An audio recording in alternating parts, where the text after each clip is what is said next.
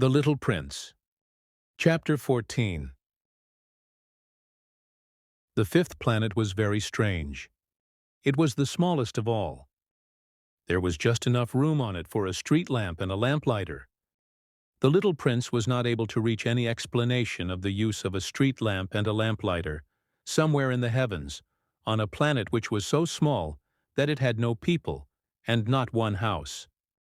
But he said to himself nevertheless, "It may well be that this man is absurd, but he is not so absurd as the king, the conceited man, the businessman, and the tippler. For at least his work has some meaning. When he lights his street lamp, it is as if he brought one more star to life, or one flower.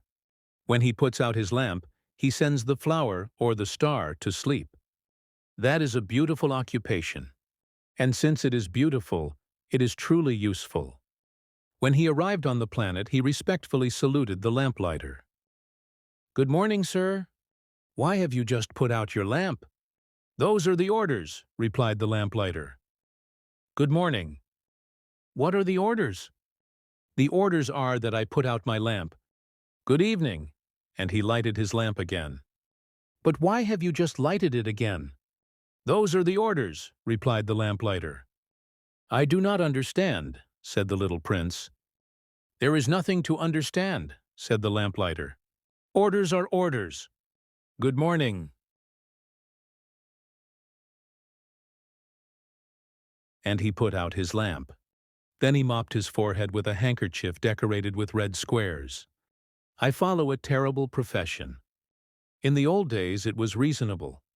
I put the lamp out in the morning, and in the evening I lighted it again. I had the rest of the day for relaxation and the rest of the night for sleep. And the orders have been changed since that time? "The orders have not been changed," said the lamplighter. "That is the tragedy. From year to year the planet has turned more rapidly and the orders have not been changed." "Then what?" asked the little prince. "Then, the planet now makes a complete turn every minute, and I no longer have a single second for repose. Once every minute I have to light my lamp and put it out." "That is very funny.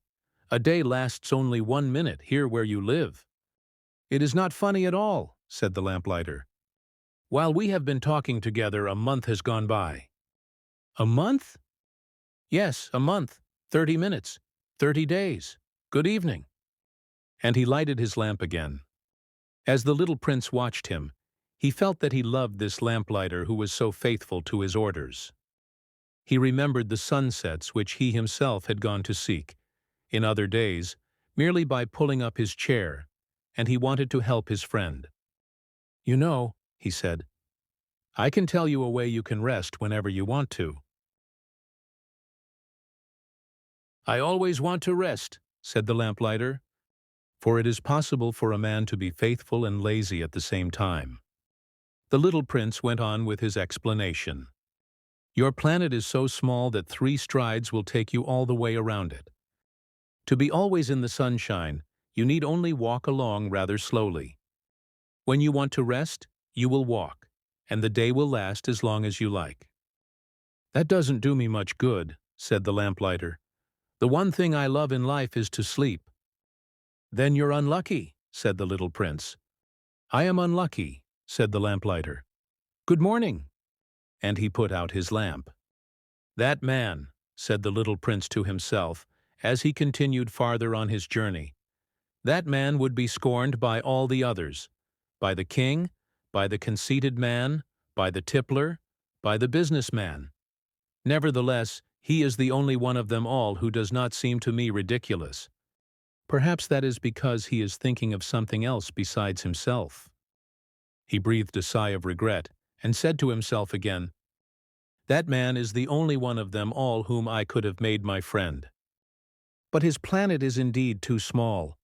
There is no room on it for 2 people." What the little prince did not dare confess was that he was sorry most of all to leave this planet, because it was blessed every day with 1,440 sunsets.